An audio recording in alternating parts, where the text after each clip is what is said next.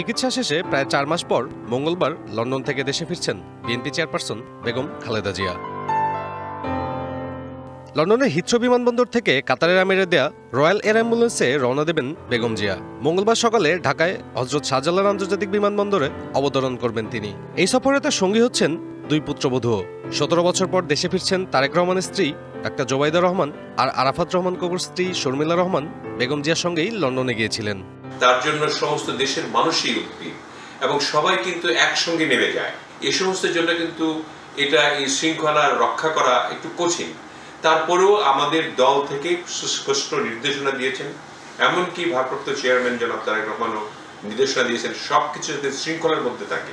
এরই মধ্যে চেয়ারপারসনকে বরণ করা নিয়ে নেতাকর্মীদের প্রতি বেশ কিছু নির্দেশনা দিয়েছে বিএনপি। বিশেষ করে ঢাকা মহানগর উত্তর দক্ষিণ বিএনপি, ছাত্রদল, যুবদল, স্বেচ্ছাসেবক দল, কৃষক দল, শ্রমিক দল, মুক্তিযোদ্ধা দল সহ পেশাজীবী সংগঠন বিমানবন্দর থেকে গুলশান পর্যন্ত কোথায় কিভাবে অভ্যর্থনা জানাবে তা নির্ধারণ করে দেওয়া হয়েছে।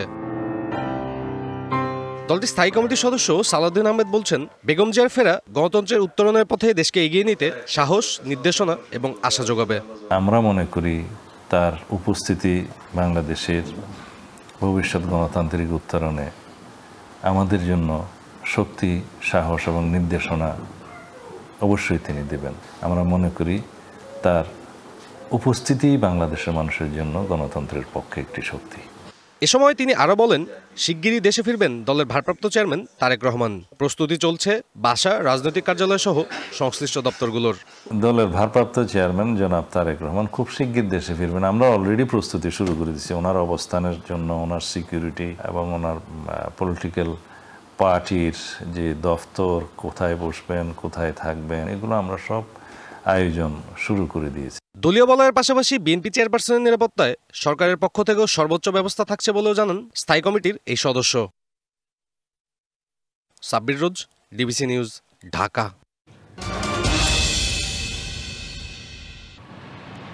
ভঙ্গুর অর্থনীতির শ্রীলঙ্কাকে সহজ শর্তে ঋণ দিচ্ছে আন্তর্জাতিক মুদ্রা তহবিল বা IMF, কিন্তু বাংলাদেশের বেলায় জুড়ে দেওয়া হচ্ছে কঠিন শর্ত। সংস্থাটির ঋণ কর্মসূচি শুরুর পর জ্বালানি তেলের দাম বাড়ানো, ভর্তুকি কমিয়ে আনা এবং নানামুখী সংস্কারের চাপে দেশের অর্থনীতি পড়ে চ্যালেঞ্জের মুখে। লাগাম ছাড়া হয় মূল্যস্ফীতি।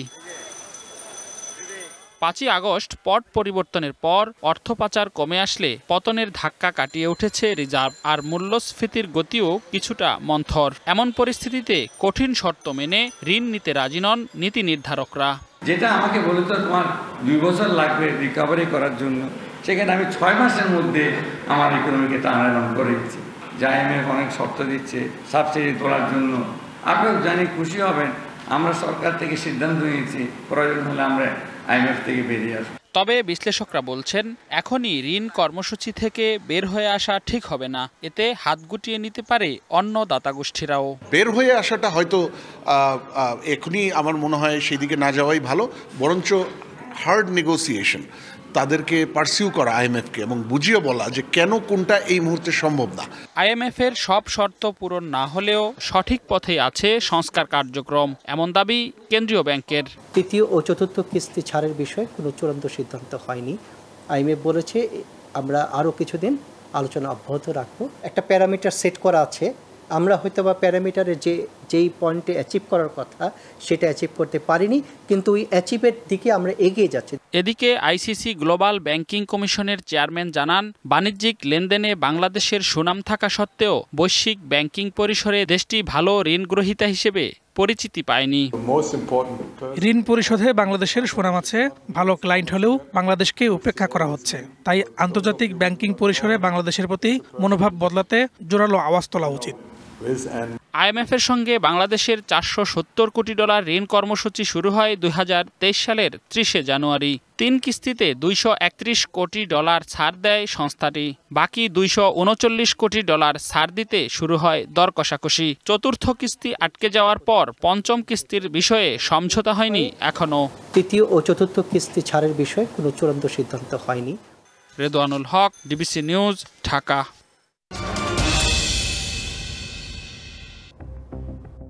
2019 সালের 6 অক্টোবর বুয়েটের শেরেবাংলা হলের ভিডিও ফুটেজে দেখা যায় আবরার ফাহাদের উপর নির্মম নির্যাতন চলাকালে অধিকাংশ সহপাঠীরা দর্শক হিসেবে উপস্থিত ছিলেন। নির্যাতন বন্ধে কোনো উদ্যোগ কিংবা পুলিশকে যথাসময়ে জানালে হয়তো প্রাণ হারাতে হতো না মেধাবী শিক্ষার্থী আবরার ফাহাদকে।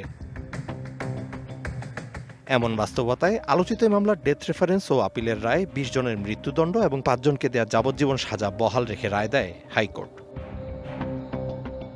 সম্প্রতি আলোচিত ওই হত্যাকাণ্ডের 131 পৃষ্ঠার পূর্ণাঙ্গ রায় প্রকাশ করে হাইকোর্ট, যেখানে পর্যবেক্ষণে উচ্চ আদালত জানায় অপরাধের সময় উপস্থিত ব্যক্তিদের মৌনতা অপরাধের প্রতি তাদের সম্মতির বহিঃপ্রকাশ, যা স্পষ্ট করে পরস্পর যোগসাজশ। তাই সংঘটিত অপরাধের দায় এড়াবার সুযোগ নেই উপস্থিত কারোই।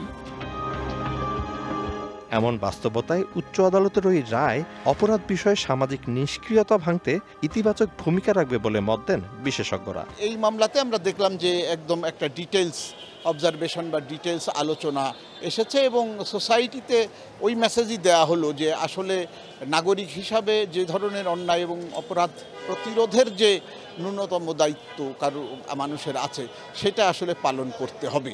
তাদের যে করণীয় প্রশ্ন একত্রিতভাবে কিংবা এককভাবে, সেই জায়গাতে হাইকোর্টের এই রায় মানুষকে মনস্তাত্ত্বিকভাবে কিংবা সামাজিকভাবে মানুষের টনক নড়াবে।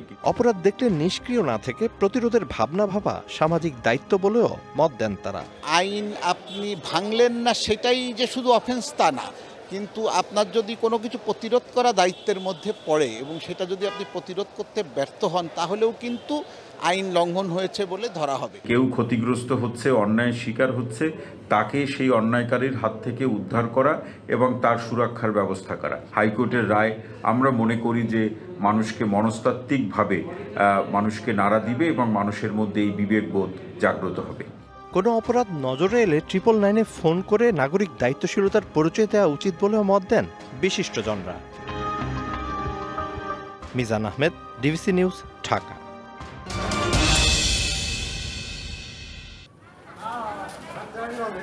সাভারের আশুলিয়ার পল্লী বিদ্যুৎ সমিতি 1-এর আওতাধীন এলাকায় আবাসিক বাণিজ্যিক মিলিয়ে বর্তমানে বিদ্যুতের চাহিদা প্রায় 480 মেগাওয়াট। গ্রীষ্মে বিদ্যুতের চাহিদা থাকে গড়ে 70 থেকে 110 মেগাওয়াট। ফলে লোডশেডিংয়ে ভুগতে হয় এই অঞ্চলের বাসিন্দাদের। সম্প্রতি বকেয়া জটিলতায় ঢাকার রপ্তানি প্রক্রিয়াকরণ অঞ্চলে বিদ্যুৎ সরবরাহকারী প্রতিষ্ঠান ইউনাইটেড পাওয়ার প্ল্যান্টে গ্যাস সংযোগ বিচ্ছিন্ন করে দেয় তিতাস কর্তৃপক্ষ। এতে বিদ্যুৎ বিচ্ছিন্ন হওয়ায় বন্ধ হয়ে যায় শিল্প উৎপাদন। পরে ডিইপিজেডকে নিরবচ্ছিন্ন বিদ্যুৎ সরবরাহের দায়িত্ব নেয় পল্লী বিদ্যুৎ বিভাগ।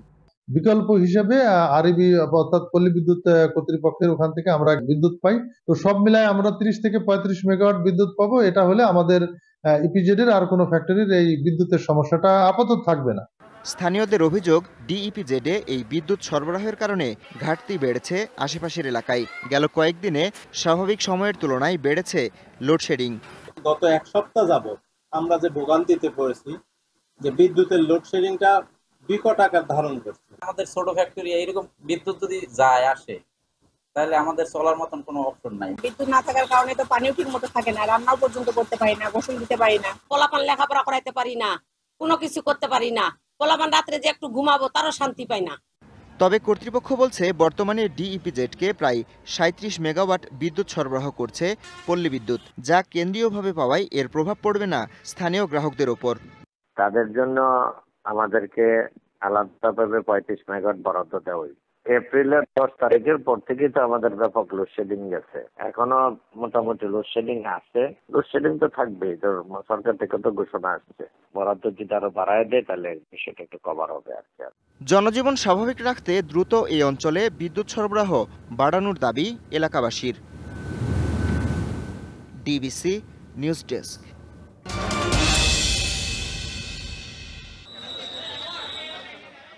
দুই 2017 সাল থেকে এ পর্যন্ত চট্টগ্রামে উন্মুক্ত খাল ও নালায় পড়ে মৃত্যু হয়েছে 15 জনের। গেল 18 এপ্রিল রাতে হিজরা খালে পড়ে মৃত্যু হয় 6 মাসের শিশু সেহেরিসের। এই ঘটনার পর নড়ে চড়ে বসে সিটি কর্পোরেশন কর্মকর্তারা। বৃষ্টিতে বা জোয়ারের পানিতে অরক্ষিত খাল, নালা বা ড্রেনে পড়ে প্রাণহানি ঠেকাতে ঝুঁকিপূর্ণ স্থানের তালিকার নির্দেশ দেন সিটি মেয়র। এরপর শুরু হয় নিরাপত্তা বেষ্টনী দেওয়ার কাজ। এখানে যখন পরিষ্কার করতে আসছো তখন বাসগুলো 5 রেলিংগুলো খুলে ফেলছে। পদক্ষেপ নিচ্ছে, এরা আগে বাস দিছিল, এরপর এখন এরা বাউন্ডারি দেওয়ার সিদ্ধান্ত নিচ্ছে, এরপর কি করতে ওরা হয়তো। 2021 সালে 527টি স্থানকে মরণফাঁদ হিসেবে চিহ্নিত করে সিটি কর্পোরেশন। 2022 সালে এক সভায় দুর্ঘটনা রোধে খাল ও নালার পারে নিরাপত্তা বেষ্টনী নির্মাণের সিদ্ধান্ত নেওয়া হলেও বাস্তবায়নে নেওয়া হয়নি কোনো উদ্যোগ। এবার নিরাপত্তা বেষ্টনী দেওয়ার উদ্যোগ সিটি মেয়রের। 643টা এরিয়াকে আমরা প্রিভেন্টিভ মেজার্স দেওয়ার জন্য ইতিমধ্যে ইনস্ট্রাকশন দিয়েছে, আশা করছি ইনশাল্লাহ সেটা হয়ে যাবে। তো ম্যানহোলের ঢাকনি যেখানে নেই সেগুলো আমরা অবশ্যই এই ঢাকনিগুলো আমরা ব্যবস্থা করার চিন্তা করছি। এদিকে খাল ও নালার পাশাপাশি অনেক স্থানে নেই ম্যানহোলের ঢাকনা, এতে যে কোনো সময় ঘটতে পারে দুর্ঘটনা। 19টা খালেই আমরা কিন্তু সেফটি এনশিওর করেছি, আমরা সীমানা প্রাচীর দিয়েছি, রেলিং দিয়েছি। মোট 36টা খালের মধ্যে আমরা 19টা খাল কমপ্লিট করেছি, ওই 19টা খালে কিন্তু আমরা প্রোটেকশন নিয়েছি। বিগত সময় নালাই ও ড্রেনে পড়ে হতাহতের ঘটনা ঘটলেও নিজেদের দায় স্বীকার না করে পরস্পরকে অভিযুক্ত করত সিটি কর্পোরেশন ও সিডিএ। মাসুদুল হক, ডিবিসি নিউজ, চট্টগ্রাম।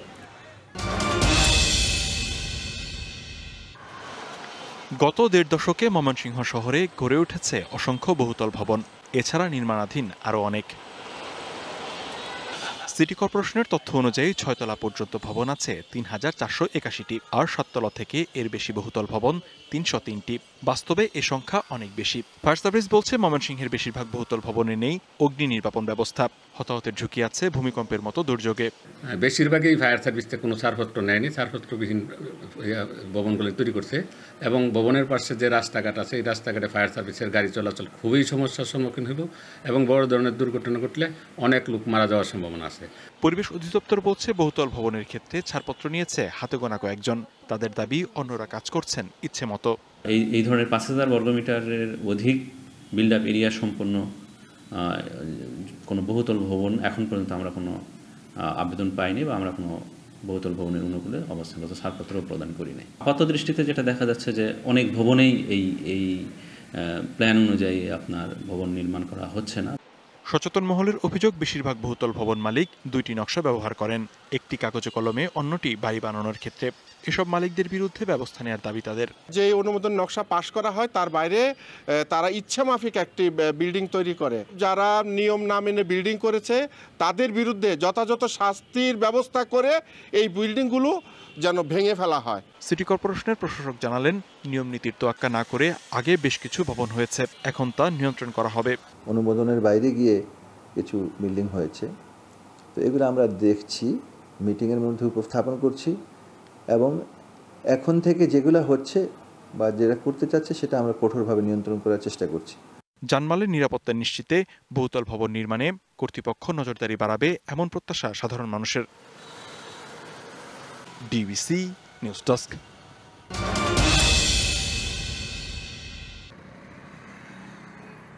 রাঙামাটি চট্টগ্রাম সড়কের বেশিরভাগই পাহাড়ি পথ। পাহাড়ের মাঝ দিয়ে চলে যাওয়া এই পথের সৌন্দর্য উপভোগ করার মতো, তবে দিন দিন ঝুঁকিপূর্ণ হয়ে উঠছে সড়কটি। 50 কিলোমিটার সড়কে রয়েছে শতাধিক বাঁক। নিরিবিলি সড়ক হওয়ায় বেপরোয়া গাড়ি চালানো, ফিটনেস ও লাইসেন্সবিহীন গাড়ি চলাচলে নিয়মিতই ঘটছে দুর্ঘটনা।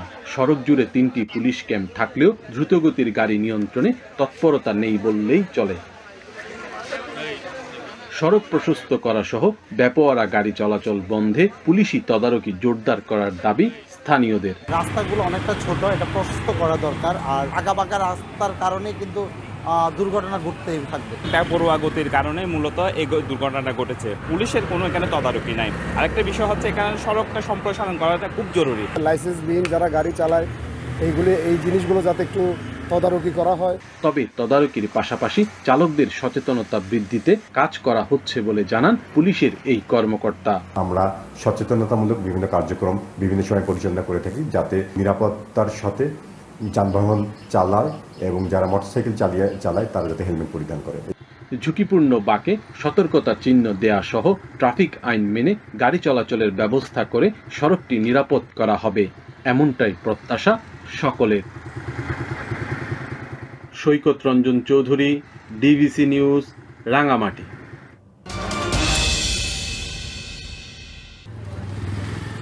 বরগুনা জেলার প্রায় 12 লাখ মানুষের চিকিৎসার একমাত্র ভরসার জায়গা 250 শয্যার জেনারেল হাসপাতাল। চলতি বছর বরগুনায় ডেঙ্গু আক্রান্ত হয়ে এই হাসপাতালে সেবা নিয়েছেন 200 জন, মারা গেছেন 4 জন। হাসপাতালে নেই পর্যাপ্ত আলো ও ফ্যানের ব্যবস্থা, আর মশারি টানানোর ব্যবস্থা না থাকায় ডেঙ্গুর ঝুঁকিতে রোগীর স্বজনরাও। কালকে সকালে আসছি 11টায়, আইয়ে তো ওই ফ্লোর পাইছি, ফ্লোরেই থাকি। দুগ্গর সেলাই আনতে গেলে হ্যাঁ কয় বলে দুগ্গর বেশি নেবা না, তাই নাকি ট্রেনিং দিতে আইছি বাবা। আমি আমার মেয়েকে নিয়ে আসছি, আমার মেয়েকে নিয়ে এখন পর্যন্ত 6 জায়গায় আমি ঘুরছি।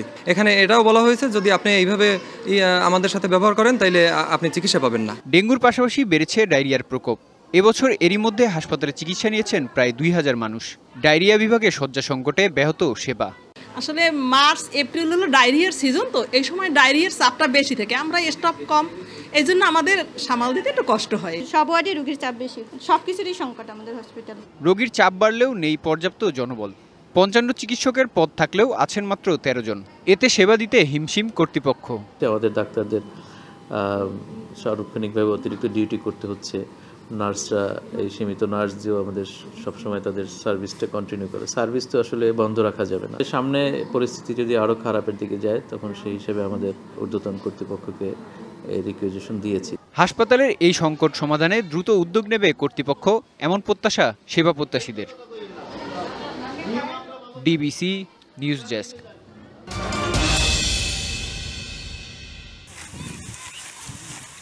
ঝিনাইদহ সদরের হলিধানির বিস্তীর্ণ এলাকা জুড়ে খেতে পাকা ধান। বর্তমানে জেলার 6টি উপজেলায় জমির পাকা ধান কাটতে ব্যস্ত কৃষক। ভারী বৃষ্টি সংখ্যা ও পরিবহন সুবিধার জন্য অনেকেই জমিতে মেশিনের সাহায্যে মাড়াই করে ধান বস্তাবন্দি করে বাড়ি নিয়ে যাচ্ছেন। জেলায় বাসমতি, রডমিনি, 28 সহ বিভিন্ন জাতের ধানের আবাদ হয়। বিঘায় ফলন হচ্ছে গড়ে 32 থেকে 35 মণ। উঁচু হওয়ার কারণে দেখা যাচ্ছে পানিতে জলাবদ্ধতা কম হয়, ধানটা মোটামুটি ভালোভাবে শুকায় এখান থেকে গুছাই নিতে পারে, যার কারণে বাজারের মূল্যটাও ভালো পায়। কৃষক জানায় এবার ফলন ভালো হলেও বেড়েছে উৎপাদন খরচ। গত বছরের থেকে এই বছরে ওজনের দাম বেশি, তারপরে পানির দামও বেশি। কাটতে প্রতি 600 টাকা, মাড়াই করতে ধরেন 2000 টাকা। বাজারে প্রতিমণ ধান বিক্রি হচ্ছে গড়ে 1300 টাকা থেকে 1750 টাকা দরে। এতে খরচের তুলনায় লাভের অংশ দাঁড়াচ্ছে দ্বিগুণ। 28 যাচ্ছে 1400-1500 টাকা, আর রডমিনি যাচ্ছে 1400 টাকা। ফলন হিসেবে লাভ আছে এবারটা। ভারী বৃষ্টির সংখ্যা থাকায় 80% পাকলেই জমির ধান কাটতে পরামর্শ দিচ্ছে কৃষি বিভাগ। 80% পরিপক্ক হলেই দ্রুত কেটে সেটা মাঠ থেকে সরিয়ে নেন, তাহলে যে বৃষ্টিপাতের আমাদের পূর্বাভাস রয়েছে সেটা যদি হয়েও থাকে কৃষকের তেমন কোনো ক্ষতি হবে না। চলতি মৌসুমে জেলায় বোরো ধানের আবাদ হয়েছে 90,280 হেক্টর জমিতে, যা লক্ষ্যমাত্রার চেয়ে 86 হেক্টর বেশি।